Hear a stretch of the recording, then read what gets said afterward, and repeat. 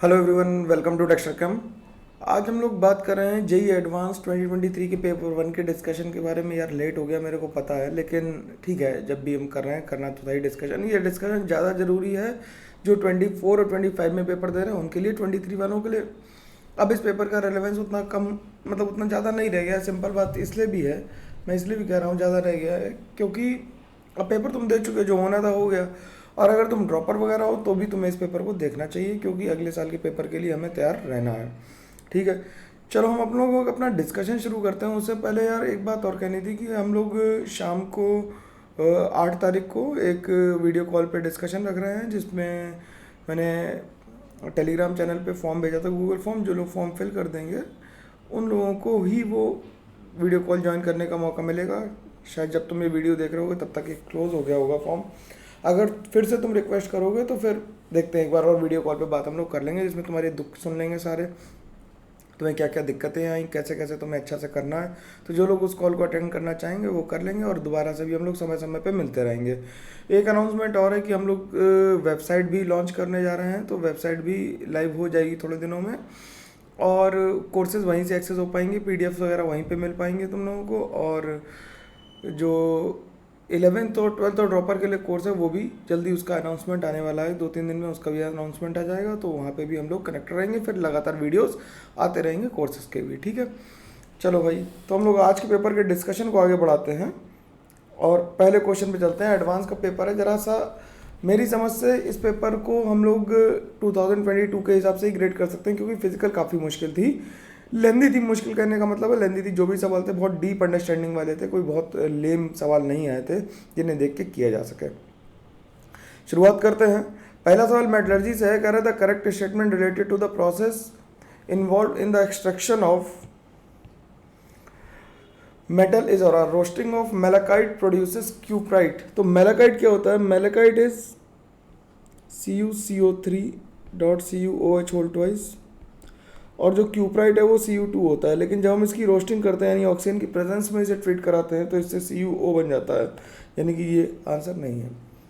Calcination of calamine produces zincite. तो calamine क्या होता है? कैलामाइन इज ZnCO3, और इसे जब हम हीट करते हैं, कैल्सिनेशन कर रहे हैं, तो इससे ZnO बनेगा, जो क्या है? जिंकाइट है। तो ये स्टेटमेंट सही है। फिर कह रहा है copper pyrites is heated with silica in a reverberatory furnace to remove iron. ये बिल्कुल ठीक बात है कि जब आयरन की इम्प्योरिटी होती है तो वो सिलिका के साथ रिएक्ट करके कॉपर पायरेटिस जब हम लेते हैं तो उसमें आयरन की इम्प्योरिटी को FeSiO3 के नाम से हम लोग रिमूव कर सकते हैं। और कह रहा है कि impure silver is treated with KCN in presence of oxygen followed by reduction with zinc metal. ये रिएक्शन मैंने सिल्वर की, जब हम लोगों ने वो किया था, सॉल्ट एनालिसिस किया था, वहाँ पे भी लिखी, और डी ब्लॉक में भी मैंने ये रिएक्शन लिखी है। बिल्कुल NCERT की लिखी हुई रिएक्शन है ये, अगर तुमने मेटलर्जी NCERT की पढ़ी थी तो NCERT पढ़ना बहुत ज़रूरी है। तो इसकी मैं रिएक्शन लिख देता हूँ सिल्वर के साथ। बिल्कुल NCERT की रिएक्शन है, आराम से लिखी जा सकती है, इसमें किसी को कोई प्रॉब्लम नहीं आनी चाहिए। ठीक है, इसमें तो मतलब दिक्कत नहीं आई यार, इसमें क्या ही दिक्कत आ सकती है तुम्हें? तो आराम से रिएक्शन को लिखो, सिल्वर साइनाइड बन जाएगा। ठीक, और जो सिल्वर साइनाइड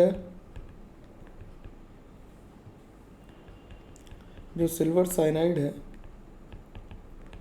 वो Zn सॉलिड से रिएक्शन करके ZnCN4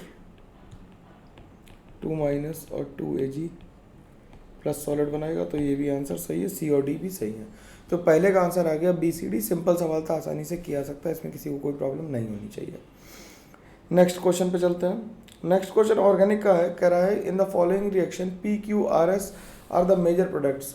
ठीक है, अब हमें इनके मेजर प्रोडक्ट बताने हैं और उनके PQRS के बारे में 4 स्टेटमेंट दिए, हमें कमेंट करना है कि वो एसिमेट्रिक होगा या नहीं होगा। तो पहले P बनाते हैं। तो PH- क्या करेगा? साइनाइड के C पे अटैक करेगा और नाइट्रोजन वाला बॉन्ड ब्रेक करेगा।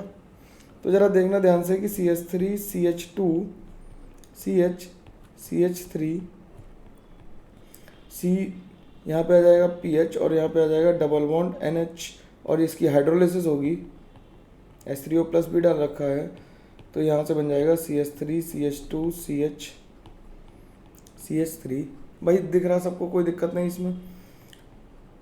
PH और ये डबल बॉन्ड हो जाएगा। फिर PH- जो दूसरा वाला है वो क्या करेगा, इस पे अटैक करके इसे घुमा देगा। सवाल बड़े बड़े हैं, लिख के करने पड़ेंगे, तुमने भी अगर नहीं लिखे होंगे तो पेपर में सवाल में गलती होने की प्रोबेबिलिटी थोड़ी सी बढ़ जाएगी, है ना। तो ये क्या बन जाएगा, CH3 CH2 CH3 और मैं पानी भी डाल ही दूंगा इसमें साथ में ही, तो OH और PH बन गया। तो इसमें एक कायरल कार्बन आ गया, तो ये हो गया P हमारा। सिंपल बात है, ये P हो गया। अब Q क्या है, Q तो ये सिंपल फ्रीडल-क्राफ्ट एसाइलेशन लिखी हुई है, अगर याद आ रही हो कॉपी की लिखी हुई रिएक्शन, फ्रीडल-क्राफ्ट एसाइलेशन है। फ्रीडल-क्राफ्ट एसाइलेशन में क्या बन जाएगा, यहाँ पे CH3COCl बन जाएगा और फिर PHMgBr से इसकी रिएक्शन होगी और पानी डालेंगे,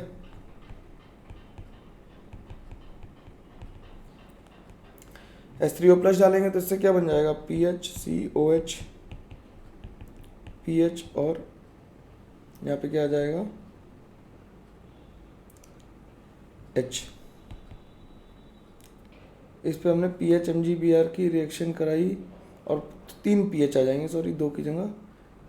यहाँ पे क्या था, CH3 भी तो होगा, अरे यार क्या लगा दिया, यहाँ पे CH3 लगाना था ना, एसाइलेशन करा रहे थे, तो यहाँ पे आ जाएगा CH3। तो ये कायरल नहीं है, ये Q है हमारा, ठीक है।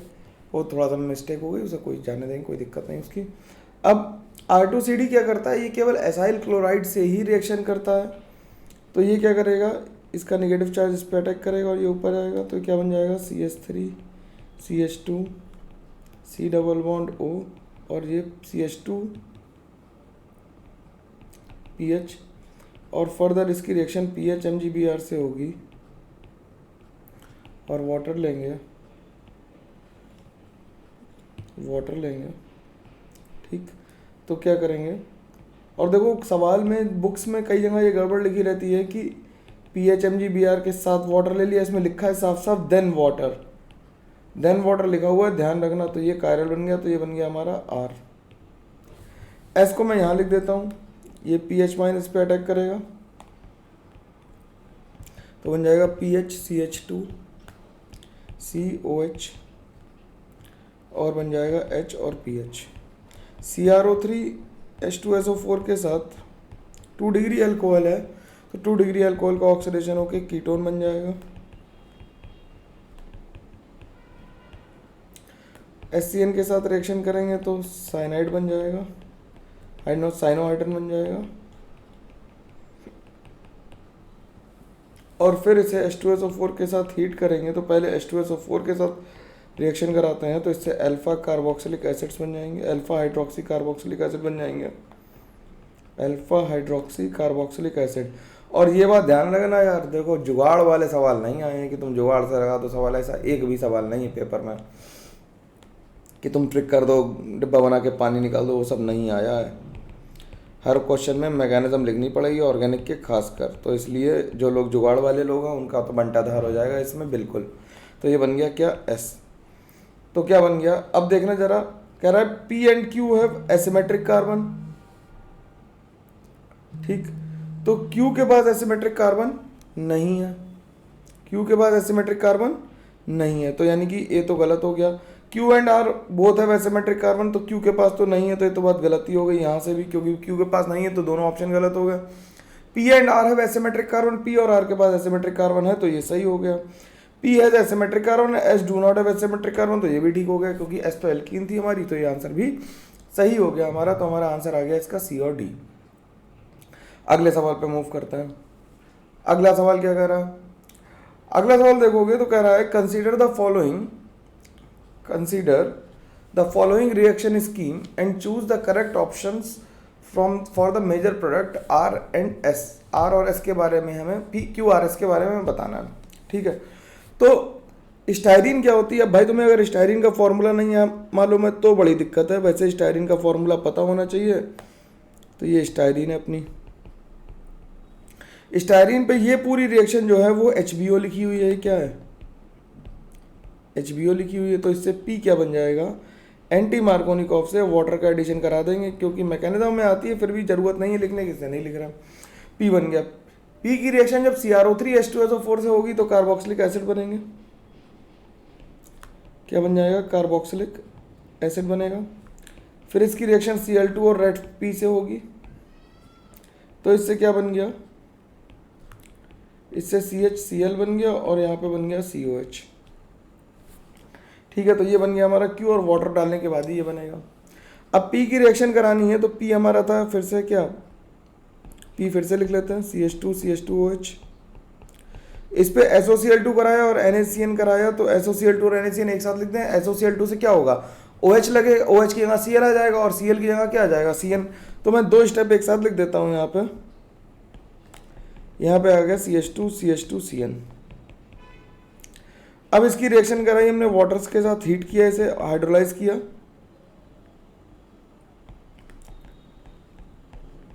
CH2 और यहाँ पे आ गया COH।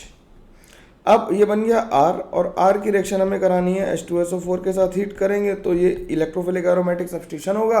COH वाला OH डिहाइड्रेट होगा और एसाइलियम कार्बोकैटायन बनाएगा और वो 5 नंबर की रिंग बना देगा।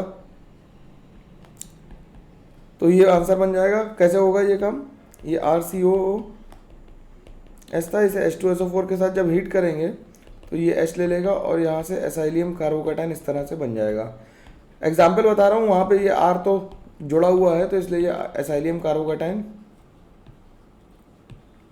या एसाइलियम आयन बन गया या एसाइलियम कार्बोकैटायन बन गया, तो इस तरह से ये काम हो जाएगा। तो इसका आंसर जो आ जाएगा, हमारा आंसर देखोगे तो क्या हमारा क्या है, क्यू हमारा क्या है, क्यू हमारे पे Cl लगा हुआ है तो ये ऑप्शन ठीक लग रहा है और ये ठीक लग रहा है, 2 ठीक लग रहा है, बाकी 2 तो गड़बड़ी है। तो A और B में से कोई है, अभी मार्क नहीं करते हैं। R क्या है, R हमारा एसिड है तो आंसर हमारा B आ गया। S को देखने की कोई खास ज़रूरत नहीं है, तो आंसर आ गया। एमाइड तो बन ही नहीं सकता था, सिंपल बात थी, तो आंसर B आ गया हमारा इसका, और ये सिंगल करेक्ट है। अगला सवाल देखते हैं। अगला सवाल क्या कह रहा है, इन द गिवन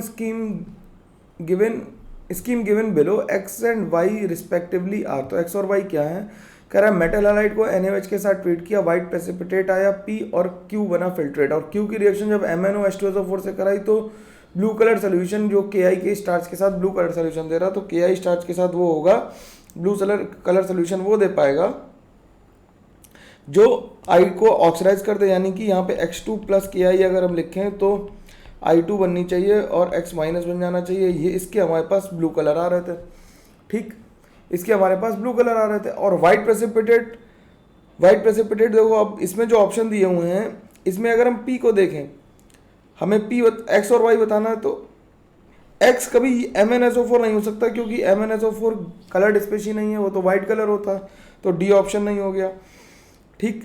अब Br2 के साथ जब करोगे तो रिएक्शन तो होगी, लेकिन Br2 के साथ जब हैलाइड लेंगे और MnO के साथ, MnO और कॉन्सेंट्रेट H2SO4 के साथ वार्म करना पड़ा, यानी कि हमें क्लोरीन की बात कर रहे हैं। क्लोरीन के टेस्ट में हम लोगों ने ये बात लिखी थी कि क्योंकि ब्रोमीन के साथ तो केवल H2SO4 से भी कलर आ जाता है ब्राउन कलर, लेकिन क्लोरीन के साथ नहीं आता, ठीक। तो ये क्लोरीन वाला है, तो यानी कि पहला ऑप्शन में नहीं है। तो अब MnO4 2- और Cl2 है। PbO2 क्या है, ऑक्सीडाइजिंग एजेंट है, तो यहाँ पे अगर हम लिख लें MnCl2, क्योंकि हमें Cl तो पता ही है, तो MnOH का हमारे पास क्या आ जाएगा, वाइट प्रेसिपिटेट आएगा। ये मोमेंटरली वाइट होता है, एयर की प्रेजेंस में ब्राउन हो जाता है, MnO में कन्वर्ट हो जाता है, मोमेंटरली वाइट होता है। और यहाँ पे आ गया NaCl, तो ये हमारा NaCl आ गया, तो ये हमारी Cl2 आ गई, तो ये MnOH होल ट्वाइस आ गया हमारा सिंपल, तो ये MnO4 माइनस आ गया। तो इसका आंसर हमारा C आ गया। सिंपल तरीके से हमने इसे सॉल्व कर लिया, कोई दिक्कत नहीं। और ये सारी रिएक्शंस हम लोगों ने सॉल्ट एनालिसिस में लिख रखी हैं अच्छे से। तुम अगर नोट्स से रेफर करोगे तो मैं शॉर्ट्स बना दूंगा जिसमें सामने सामने लिखा हुआ सवाल दिख जाएगा तुम्हें, ठीक है। नोट्स पढ़ना बहुत ज़रूरी था, तुम लोगों ने अच्छे से पढ़ा होगा तो पेपर ठीक हुआ होगा। अगला सवाल क्या कह रहा है, अगला सवाल कह रहा है कि plotting 1/λm versus C lambda m for an aqueous solution of a monobasic acid HX resulted in a straight line with y-axis intercept as P। तो ये बेसिकली यहाँ पे ग्राफ बनाना हमें छोटा सा बना देते हैं, किसके बीच में, 1/λm और C⍴m के बीच में बनाना हमें ग्राफ, ठीक। और इसका जो भी स्ट्रेट लाइन आएगी उसका स्लोप और इंटरसेप्ट हमें बताना है, उसका रेशियो, ठीक। तो HX हमारा क्या है, वीक एसिड है। ये जब ब्रेक करेगा तो ये भी बिल्कुल पढ़ा हुआ सवाल है, अपना नोट्स में मैंने बताया था कि वीक एसिड का K हम लोग इस तरह से ही निकालते हैं। तो T=0 पे इसका कॉन्सेंट्रेशन C ले लिया, 0 0 हो गया। T=T पे ये C- C अल्फा हो गया, ये C अल्फा हो गया, ये C अल्फा हो गया। तो के की वैल्यू लिख दी C alpha into C alpha divided by C one minus alpha, C से सी कैंसिल हो गया, तो के की वैल्यू आ गई C alpha square upon one minus alpha. यहाँ तक सब लोग साथ हैं। और हम लोग जानते हैं डिग्री ऑफ डिसोसिएशन जो होता है वो lambda M at given concentration upon lambda at infinite dilution या जीरो कॉन्सेंट्रेशन हम कह सकते हैं। तो के की वैल्यू को हम यहाँ पे लिख सकते हैं क्या कि C into lambda M upon lambda M not, lambda M upon lambda M not की power 2 1 minus lambda M upon lambda M not. इसे जब थोड़ा सा सेग्रीगेट करके सॉल्व करेंगे तो ये सी इंटू लैम्डा एम का square divided by lambda M not minus lambda M आ जाएगा। अब बस देखो जंबलिंग करनी है तुम्हें और एक्सप्रेशन बन जाएगा, सीधा आंसर आ जाएगा। देखो ध्यान से देखना, तो इसे हम लिख लें K A lambda M not square minus K A lambda M not lambda M is equal to C lambda M square. ठीक, अब हमें सी लैम्डा में ग्राफ बनाना तो लैम्डा एम से डिवाइड कर देते, तो K lambda M not square upon lambda M minus K A lambda M not is equal to C lambda M बचेगा। ठीक, अब ये क्या y को एम एक्स प्लस सी का फॉर्म बनाना है, तो हम इसे y को एक तरफ कर लेते हैं, वन अपॉन लैम्डा एम,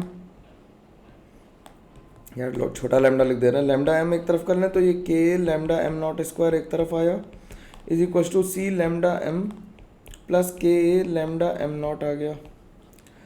इसे हम डिवाइड कर देते हैं तो ये one upon lambda M is equal to आ गया सी लैम्डा एम, हमें एक्स चाहिए था, one upon K lambda M not square plus K lambda M not upon K lambda M. तो ये के से के कैंसिल हो गया, एक लैम्डा एम से एक लैम्डा एम कैंसिल हो गया, तो ये बन गया वाई लैम्डा एम। तसल्ली से लिखने वाला सवाल है यार, कतई मुश्किल नहीं है ना, बेवकूफ़ी कर दो तभी गलत हो सकता है। ठीक, तो ये हमारा क्या आ गया इंटरसेप्ट, इंटरसेप्ट हमारा क्या दिया हुआ था ऊपर पढ़ लेते हैं, इसमें इंटरसेप्ट हमारा पी दिया हुआ है, तो इंटरसेप्ट हमारा पी दिया सी की जगह और ये दिया हुआ है एस।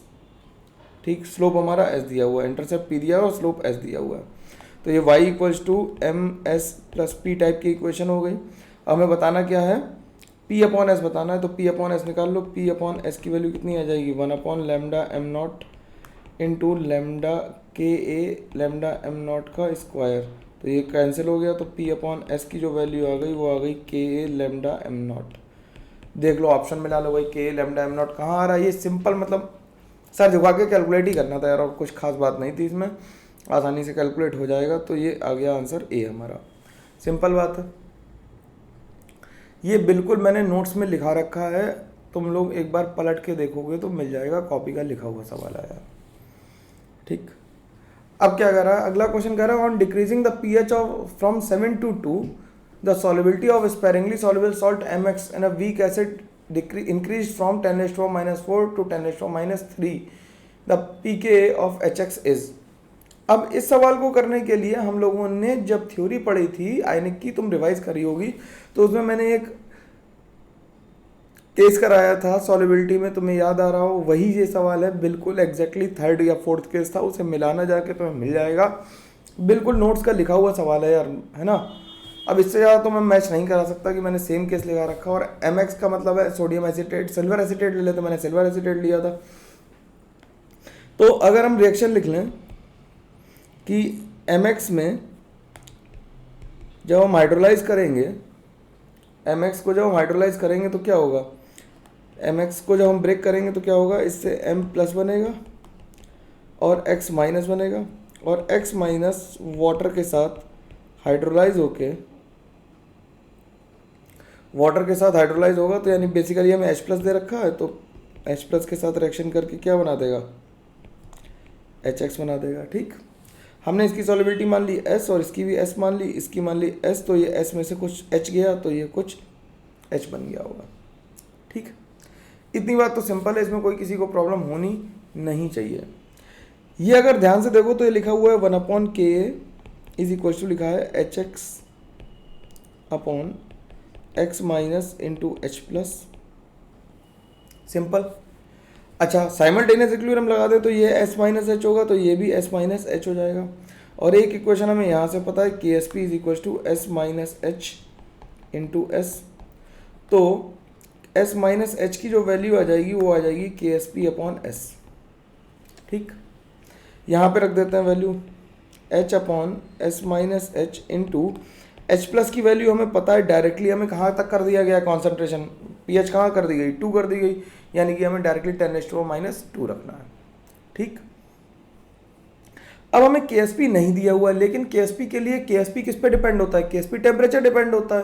तो pH चेंज करने से KSP सॉल्युबिलिटी चेंज हो रही है, लेकिन इनिशियल सॉल्युबिलिटी देके हमें क्या बता दिया KSP, तो KSP इनिशियली कितना होगा, इनिशियली या KSP तो हमेशा जो हमें गिवन है KSP, तो वो होगा किसके बराबर, एस स्क्वायर के बराबर, यानी 10⁻⁻4 इंटू 10⁻⁻4, यानी KSP की वैल्यू 10⁻⁸ है, ये हमें पता है पहले से।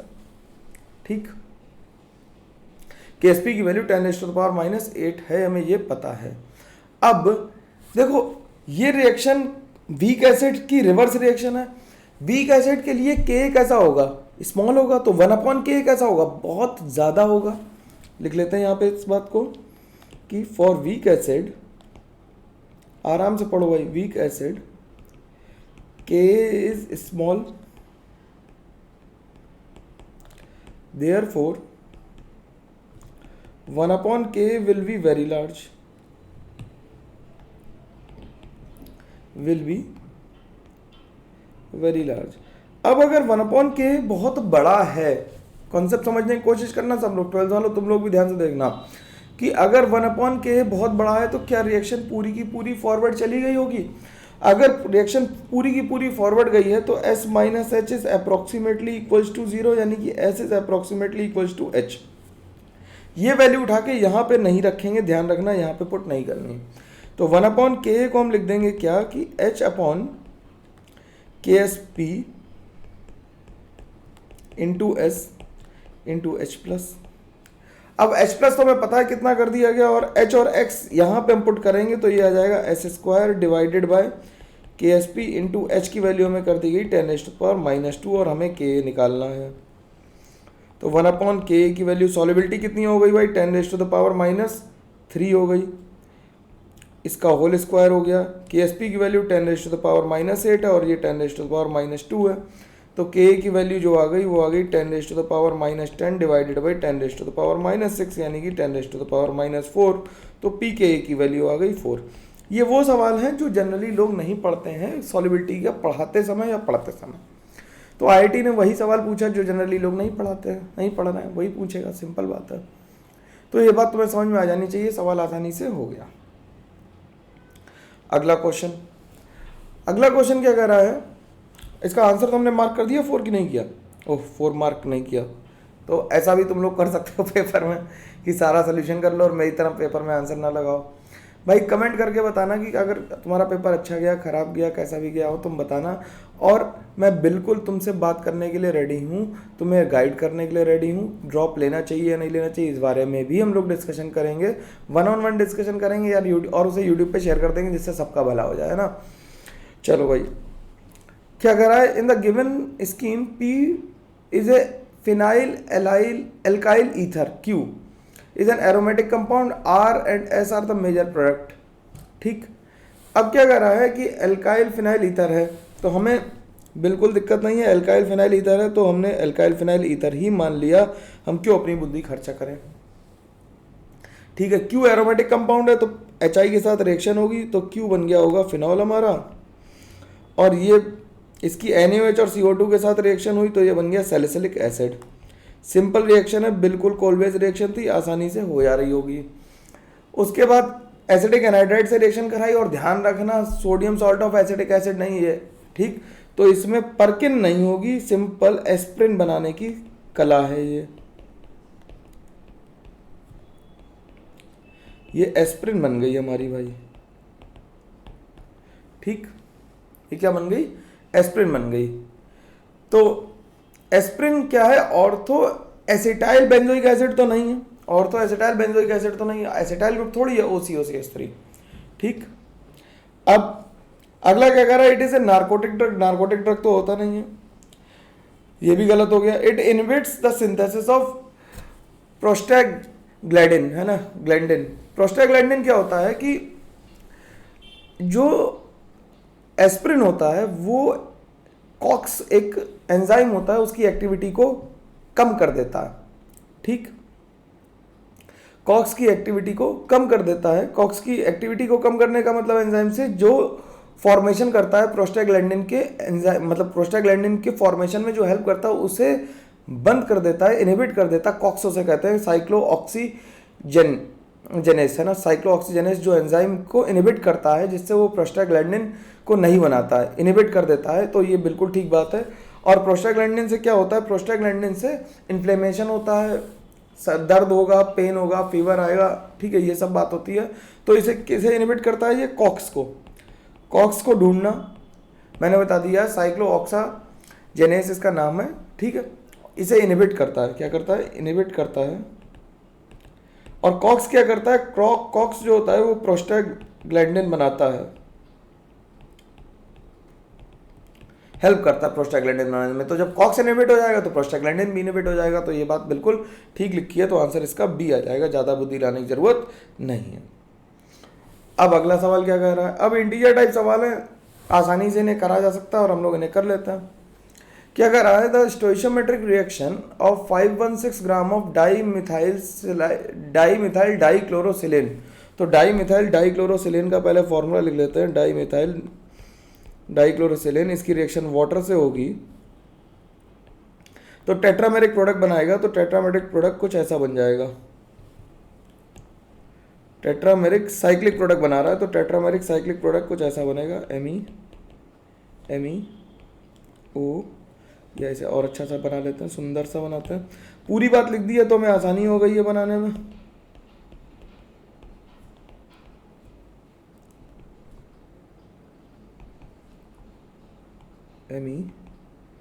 ME इसे नीचे लिख लेते हैं,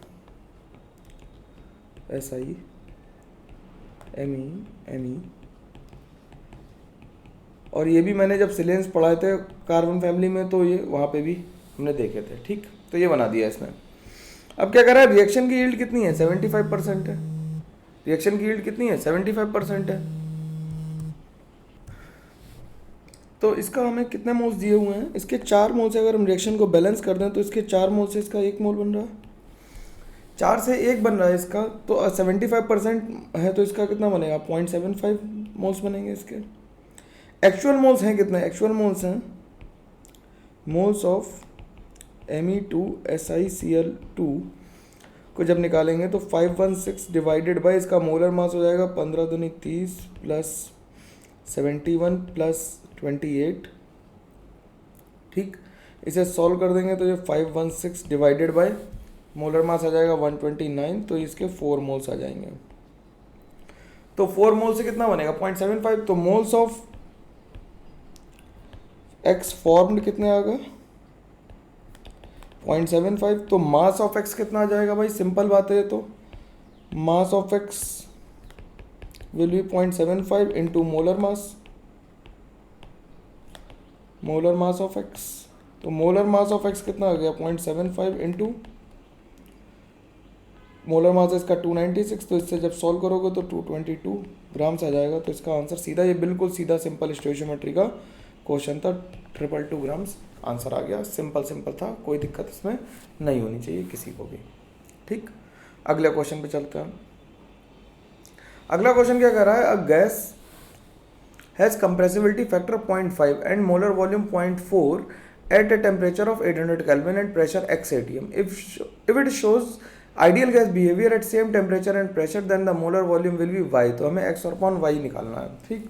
तो z इक्वल्स टू होता है PM/RT, और फॉर आइडियल गैस क्या होता है, फॉर आइडियल गैस z की वैल्यू होती है 1। ये बात हम जानते हैं, ठीक। अगर हम ये बात जानते हैं तो हम आसानी से सवाल लगा सकते हैं। z की वैल्यू हमें दी है 0.5, प्रेशर हमें दिया है x, वॉल्यूम हमें दिया है 0.4 divided by r into T की वैल्यू दी है 800, ठीक। तो यहाँ से अगर हम इसे सॉल्व करें तो x की वैल्यू जो आ जाएगी वो आ जाएगी 800 इंटू 0.5 r डिवाइडेड बाई 0.4। इसे अगर हम कैंसिल कर दें तो ये आ जाएगा 1000R।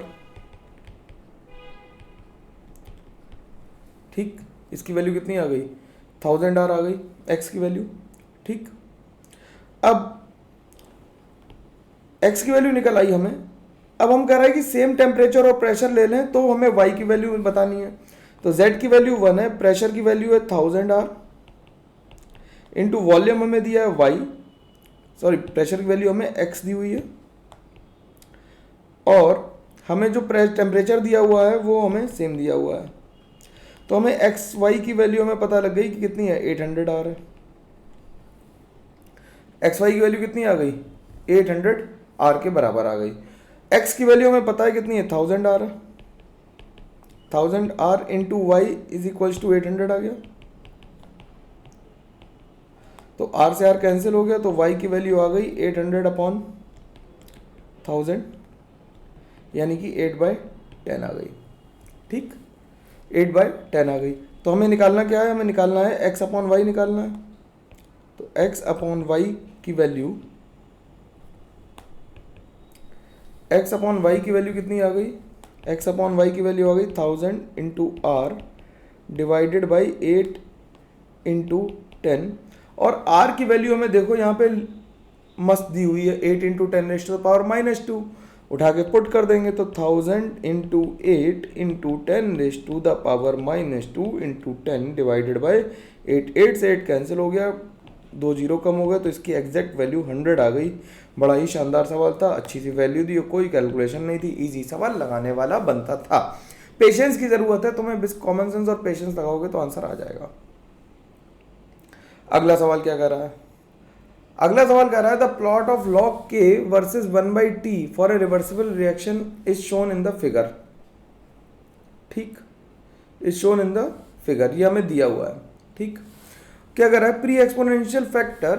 अब हमें देखना 1/t की वैल्यू दी है, log kf की वैल्यू दी है, 0.02 दिया है, टेम्परेचर नहीं, टेम्परेचर हमें 500 केल्विन दिया हुआ है, वैसे यहाँ पे लिखा भी है।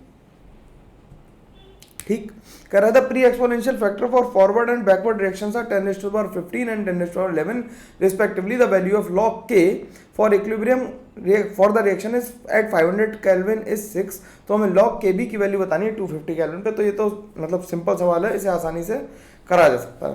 कैसे करेंगे, हम पहले k फॉरवर्ड लिख लेते हैं, क्योंकि हमें जो ग्राफ दिया हुआ है वो k फॉरवर्ड के लिए दिया हुआ है, log kf दिया हुआ है। ठीक, के फॉरवर्ड की वैल्यू हो गई क्या, ए फॉरवर्ड इंटू e⁻−EA/RT। लॉग लेते हैं, log kf की वैल्यू कितनी आ जाएगी, log kf will be log AF minus EA/RT। Log को ln ही मान लेते हैं, यहाँ पे ज़्यादा आसान रहेगा क्योंकि log to the base e ले रहे हैं, है ना। मॉड में लेना है तो ln ले लें, log लें, कोई फर्क नहीं पड़ रहा। तो यहाँ पे इसकी वैल्यू आ गई कितनी, 9 इज इक्वल्स टू आ गया, log AF की वैल्यू कितनी आ जाएगी 15। बेस 10 पे ही ले लो यार, है ना, बेस 10 पे ले लो, और इसे 2.303 को अभी फिलहाल के लिए छोड़ दे, लिख लेते हैं, चलो तुम्हारा दिल करेगा तो लॉग में कन्वर्ट करेंगे तो 2.303 से मल्टीप्लाई कर देंगे। ठीक, चलो कर देते हैं। तो ये forward into 2.303 divided by R into T. ठीक, तो ये आ गया -6 is equals to -EA into 2.303 upon R into 500। ठीक, तो इससे EA की वैल्यू जो आ गई वो आ गई 3000 R इंटू 2.303। EA फॉरवर्ड आ गया हमारे पास है। ठीक, EA फॉरवर्ड आ गया हमारे पास कितने टेम्परेचर पे, 500 टेम्परेचर पे आ गया। तो EA बैकवर्ड निकाल, EA फॉरवर्ड हम कितने निकालने, 250 केल्विन पे निकालना। ठीक है, 250 केल्विन पे निकालना। तो EA फॉरवर्ड एट 250 केल्विन हम कैसे निकालेंगे, अर्नियस इक्वेशन का यूज़ करेंगे। देखो यहाँ कर देते हैं इस सवाल को, इधर बाकी बचा हुआ अर्नियस इक्वेशन का यूज़ करेंगे तो हम लिख देंगे log kf upon kf2 is equal to EA/2.303R 1/T1 minus 1/T2। ठीक, लिख लेंगे इधर, चलो वो दिख नहीं रहा, कोई दिक्कत नहीं। तो log की वैल्यू आ गई कितनी है हमारे पास, इसे लिख लें log of K2 minus log of K1 की वैल्यू हम लिख दें 9 इज इक्वल टू EA की वैल्यू हमें पता है कितनी है 3000 R upon into 2.303 upon 2.303 R। मैं इसीलिए नहीं लिख रहा था लेकिन तुम्हारा मन कर रहा था लिखने के लिए, इसे लिख देता हूँ 500 माइनस 1 अपॉन 250। ठीक, इसे 2/1 लिख लो, अच्छा रहेगा।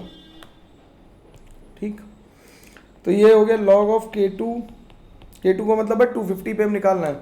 Minus 9 is equal to 3000 into 250 divided by कितना आ जाएगा 250 डिवाइडेड बाय 500 इंटू 250। ठीक, तो 250 से 250 कट गया, ये आ गया 6। तो लॉग ऑफ K2 की वैल्यू जो आ गई हमारे पास वो आ गई कितनी 15 आ गई। ये कितनी आ गई 15 आ गई क्या? एक बारी कैलकुलेशन चेक कर लो यार फिर से। हाँ, इसकी तो हमें ज़रूरत ही नहीं पड़ेगी यार, हमें K2 नहीं निकालना था, हम डायरेक्टली निकाल लेते हैं। क्या कि K इक्विलिब्रियम दिया हुआ, K इक्विलिब्रियम की वैल्यू हमें होती K forward upon K backward. Log of K equilibrium is equal to हो जाएगा log of K forward minus log of K backward.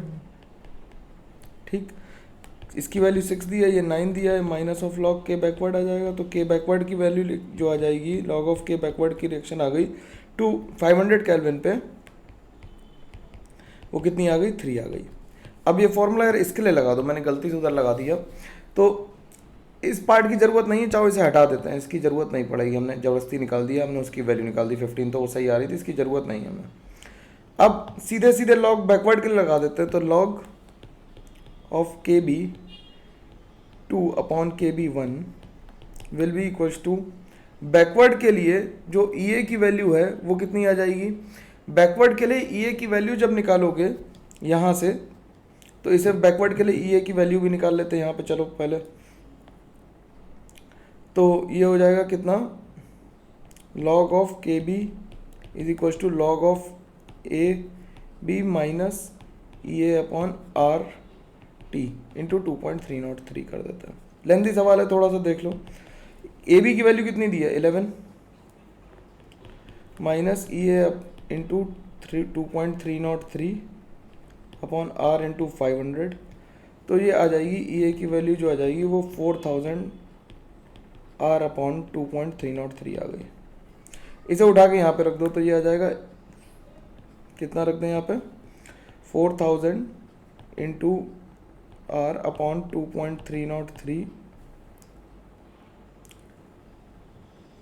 इसमें 2.303 इधर आया,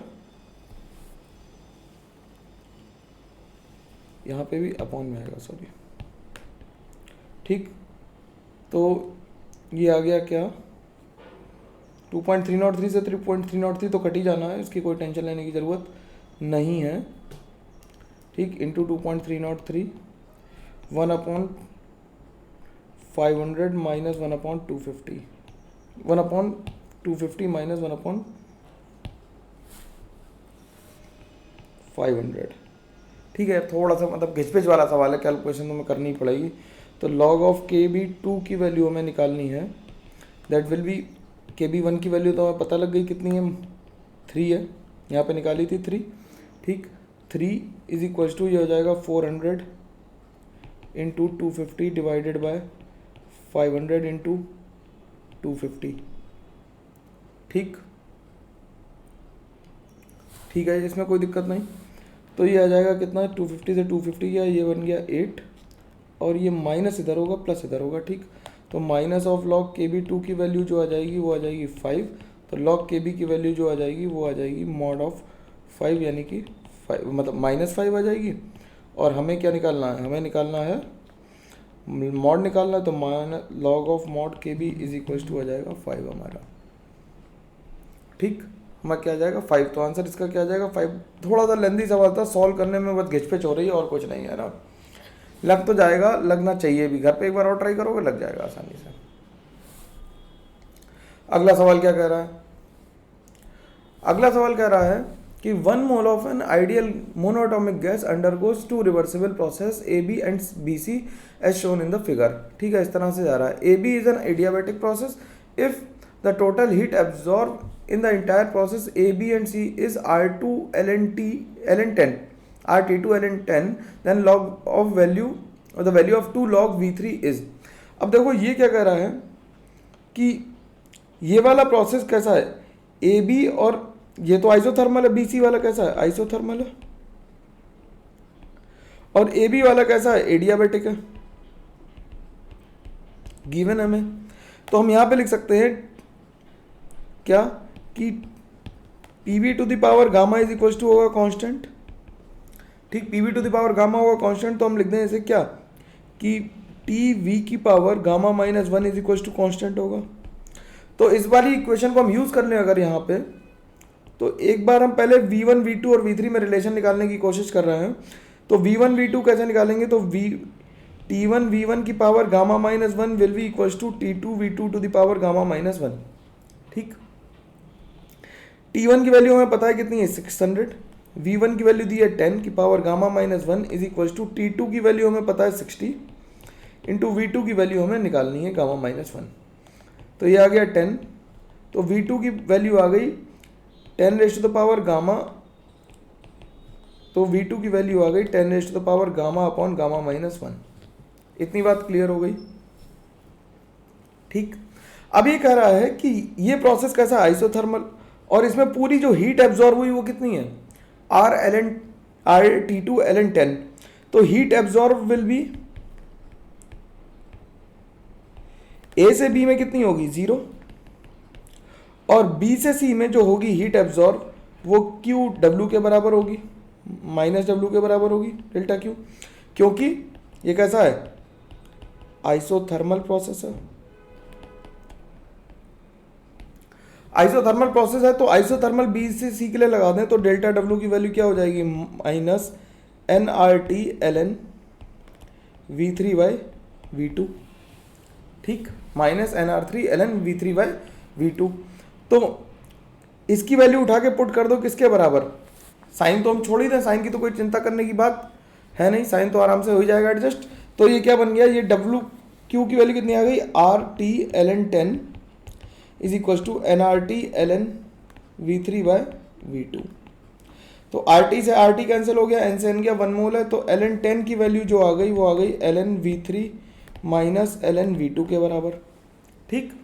अब V2 की वैल्यू है कितनी, V2 की वैल्यू हमने लिखी ऊपर 10 raise to the power ln V3 है ln 10 raise to the power gamma minus 1, gamma upon gamma minus 1, gamma upon gamma minus 1। Gamma की वैल्यू कितनी आ जाएगी, CP हमें दिया हुआ है कितना है 5/2R, तो CV कितना हो जाएगा CP minus CV is equal to R होता है, तो ये CP minus CV equal to, पूरा ड्राइव ही कर लेते हैं, CP minus CV is equal to R होता है, तो CV की वैल्यू कितनी आ गई CP माइनस R आ गई, तो CP माइनस R कितना आ गया 5/2 माइनस R, ठीक है, ठीक है, CP हमें दिया हुआ ना, हाँ ठीक है। तो ये कितना आ गया 3/2R आ गया।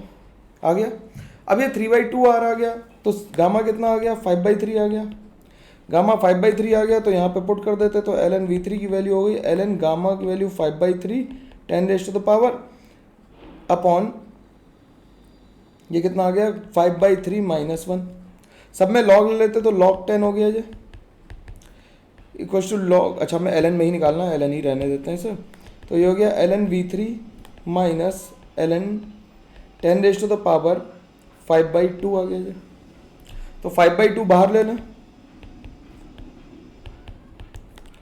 तो ये आ गया ln V3 माइनस 5/2 बाहर आ गया, ln 10 आ गया, इसे इधर ले जाते तो ln 10 plus 5/2 ln 10 is equal to ln V3 आ गया। सिंपल है, देखो मैं आराम से कर रहा हूँ, तो ये आ गया कि 7 ln 10,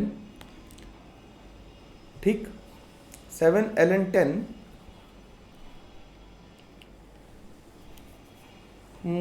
7 ln 10, अच्छा इसे ऐसे तो कर नहीं सकते ऐड, तो ये कितना कैसे लिख दें इसे यार, अब इसे जम्बलिंग कर लो थोड़ी सी, तो इसे पहले हम रिजॉल्व कर देते हैं यहीं पे, एक बार लॉग ले लें, सब में लॉग ले लेंगे तो आसानी हो जाएगी थोड़ी सी, बस 1 सेकंड लॉग ले लेते हैं, तो ये हो जाएगा 1 is equal to log V3 minus 5/2। ठीक, तो 5/2 प्लस 1 इज इक्वल टू हो जाएगा log v3। ठीक, तो 7 is equal 7 into is equal to हो जाएगा 2 log v3। और हमें निकालना क्या था, log v3 निकालना था यार, हम लोग ln निकालने के चक्कर में पड़े। तो 2 log v3 की वैल्यू कितनी आ गई, 7 आ गई एग्जैक्ट। खामोखाम में परेशान थे तो 7 ही आंसर आ गया। हम सोच रहे थे ln में निकालना आंसर, इसलिए दिक्कत आ रही थी। ठीक, यहाँ पे पूरे में क्या किया, log ले लिया, taking log on both sides. ठीक है, इसमें कोई दिक्कत नहीं आनी चाहिए, आसानी से हो जाना चाहिए। अगला क्या कह रहा है क्वेश्चन, अगला क्वेश्चन तो और भी सरल है।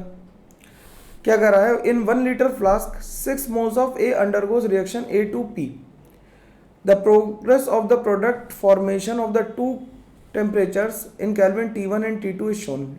If T1 is equals to 2T2, then delta G2 minus delta G1 is equals to RT2 ln x, then the value of x। ठीक है, लिख लो भाई, A से P बना T इक्वल्स टू 0 पे, जब हमने टेम्परेचर लिया है T1, तो ये कितना था, ये 6 मोल था, ये 0 था। T इक्वल्स टू T पे जब इक्विलिब्रियम आया तो ये 6 में से देखो T1 पे कितना बन गया, ये 4 बन गया, तो यानी कि ये 2 बचा होगा। तो Kp की वैल्यू कितनी आ जाएगी, Kp की वैल्यू आ जाएगी हमारी 2। ऐसे ही A से P बना एट टेम्परेचर T2 जब डिस्कस कर रहे हैं, तो ये 6 से 0 था, ये अब की बार 4 बचा, ये 2 बना, तो Kp की वैल्यू जो आ जाएगी वो आ जाएगी हाफ। ठीक, तो ये टेम्परेचर T1 आ गई, ये टेम्परेचर T2 आ गई। ठीक, अब हमें पता है क्या कि डेल्टा G1 की वैल्यू किसके बराबर होगी, माइनस RT ln Kp1, और डेल्टा G2 की वैल्यू किसके बराबर होगी, माइनस RT2 ln Kp2 के बराबर होगी। तो delta G2 minus delta G1 G0 लिख लो, delta G2 not minus delta G1 not की वैल्यू किसके बराबर हो जाएगी, minus RT2 ln Kp2, minus minus plus हो जाएगा RT1 ln Kp1। अब T1 की वैल्यू हमें T2 के टर्म में निकालना है ना, हमें T2 टर्म, तो T1 की वैल्यू क्या रख दें, 2T1 रख दें। तो ये RT2 ln Kp2 की वैल्यू 1/2 हो गई, प्लस R2T2 ln Kp की वैल्यू है 4। ठीक, तो ये हो जाएगा माइनस RT2 को माइनस प्लस कर दें, ln2 लिख दें, प्लस R2T2 ln 4। ठीक, ठीक है, ln 4 नहीं, ln 2 था, सॉरी 4 नहीं 2 है ये वैल्यू, हाँ यार ये 2 है। तो ये कितनी हो गई, 3RT2 ln 2 हो गई, तो इसे लिख सकते हैं RT2 ln 8। तो x की वैल्यू कितनी आ गई, 8 आ गई, शांति से आंसर आ गया, आराम से लिख देंगे, काम खत्म, 8 आंसर आ गया इसका। तसल्ली वाला सवाल था, लेकिन हाँ तुम लोगों के हिसाब से पेपर के पॉइंट ऑफ व्यू से थोड़ा मुश्किल पड़ेगा, क्योंकि पेपर में इतना लंबा सवाल आना तो थोड़ा मुश्किल पड़ जाता है। अगला सवाल क्या कह रहा है, the total number of sp2 hybridised carbon in the major product P of the following reaction. अब LiELH4 से रिडक्शन कराया तो क्या हुआ, जब LiELH4 से रिडक्शन कराया तो ये बन गया क्या, CH2NH2, ये भी बन गया CH2NH2, ये भी बन गया CH2NH2, और ये भी बन गया CH2NH2। अब एसिटोफिनॉन से रिएक्शन कराइए भाई। एसिटोफिनॉन क्या होता है, एसिटोफिनॉन एक्सेस ले लिया, ये बन गया, तो इसे जब ट्रीट किया एक्सेस में तो क्या होगा, ऑक्साइम्स बनेंगे। बिल्कुल NCERT वाली रिएक्शन है, घबराने की जरूरत ही नहीं है। CH2 के बाद आएगा single bond NH, N double bond C, CH3, और यहाँ पे PH आ जाएगा, तो CH2N double bond C, CH3, और यहाँ पे आ जाएगा PH, यहाँ पे भी CH2N। ये तो आसान सवाल था भाई, कमेंट करके बताना कि ये आसान था या नहीं था।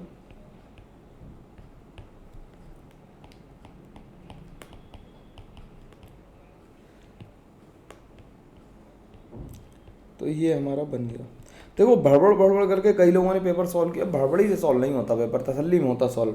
तो इसमें sp2 हाइब्रिड कार्बन कितने हैं, 6 तो इसमें ही है, 6 + 1 7 + 1 8, तो एक में 8 हो गए। ठीक, एक में कितने हो गए, 8 हो गए। या 7 हुए।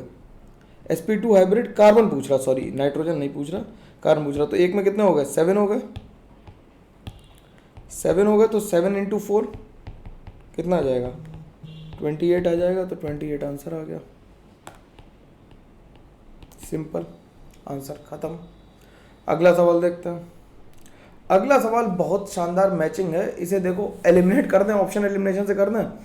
कॉपी की लिखी हुई रिएक्शंस आई, पहली बात जो मैंने पी ब्लॉक पढ़ाया था उसी में से आया, तुम पीछे जाके रेफर करोगे तो ये सारी रिएक्शन लिख के मिल जाएंगी।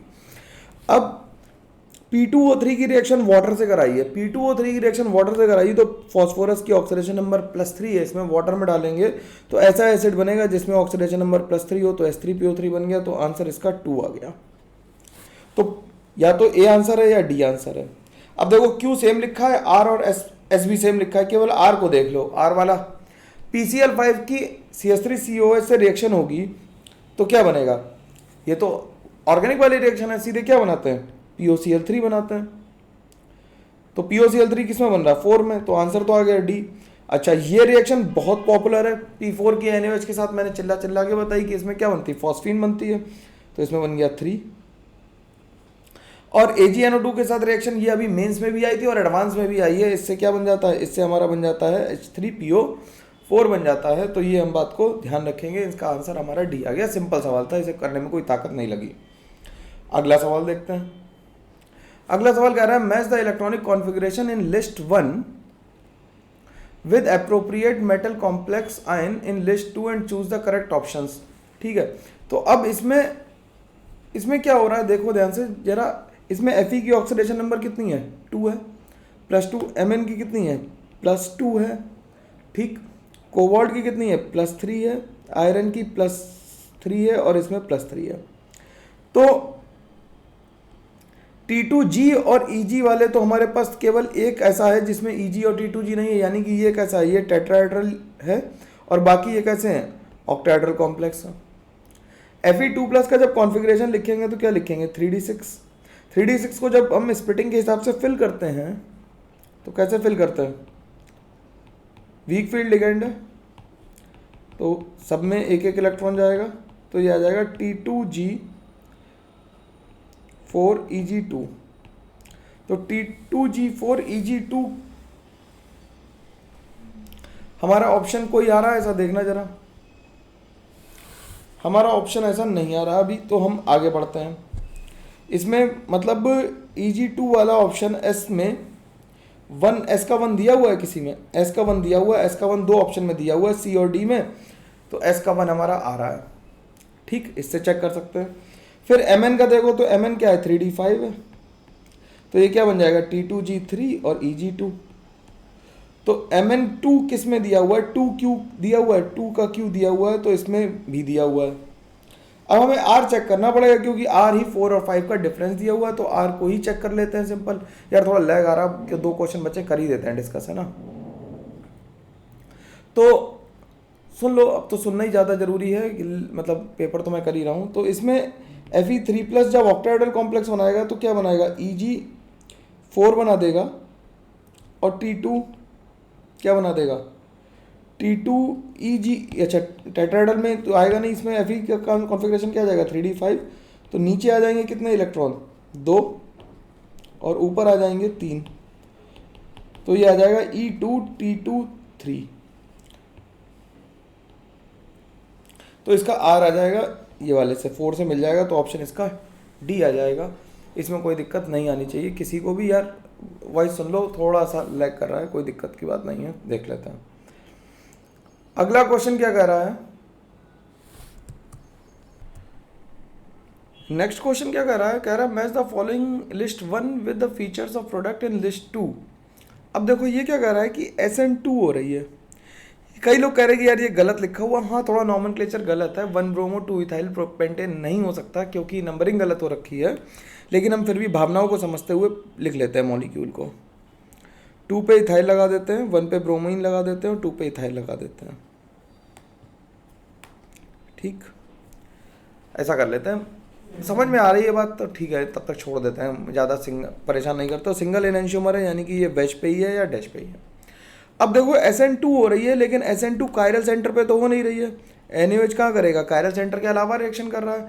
जब कायरल सेंटर पर रिएक्शन नहीं हो रही है तो क्या होगा, कॉन्फ़िगरेशन चेंज नहीं होगा, तो रिटेंशन ऑफ कॉन्फ़िगरेशन हो जाएगा। तो 1 का 2 हो गया, तो ऑप्शन या तो बी ठीक है या डी ठीक है। ऐसी वाली मैचिंग बहुत बढ़िया रहती है। ठीक, अगला कह रहा है 2 ब्रोमोपेंटेन सिंगल एनेंशियोमर 2 ब्रोमोपेंटेन भी बना लेते हैं भाई।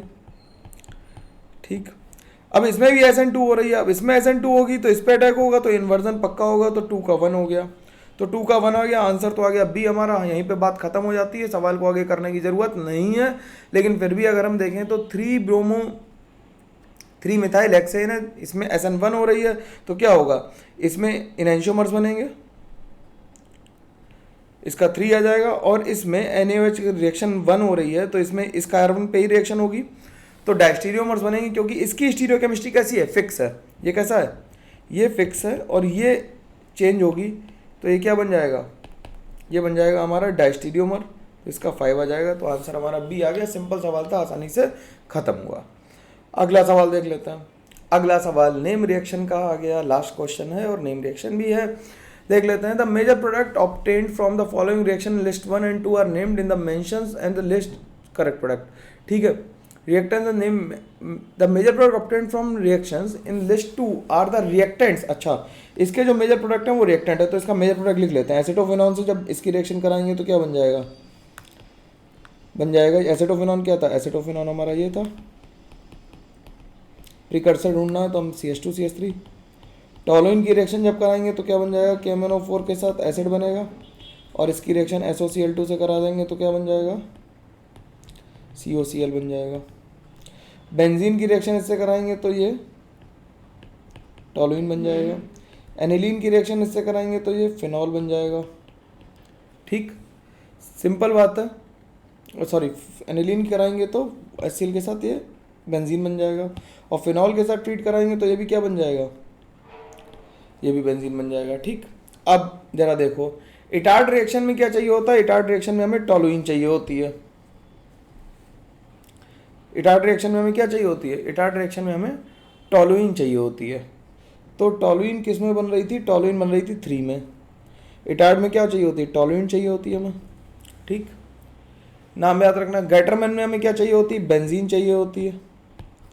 गैटरमैन कोच में भी हमें क्या चाहिए होती है, बेंजीन चाहिए होती है। और रोजमंड में हमें एसिड क्लोराइड चाहिए। तो सवाल खत्म हो गया। हमें लगता है कि एस का क्या आ गया, एस का आ गया 2, तो एस का 2 2 में ऑप्शन में दे रखा है।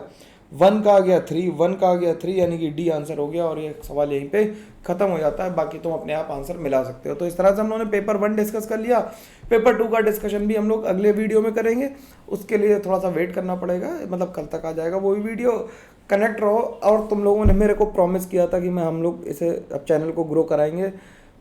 हम लोगों को जल्दी से ग्रो करना है, जिससे ज़्यादा से ज़्यादा लोगों का यार भला हो सके ना। हम तो क्या ही देखो, उससे यूट्यूब से भला तुम लोगों का ज़्यादा हो।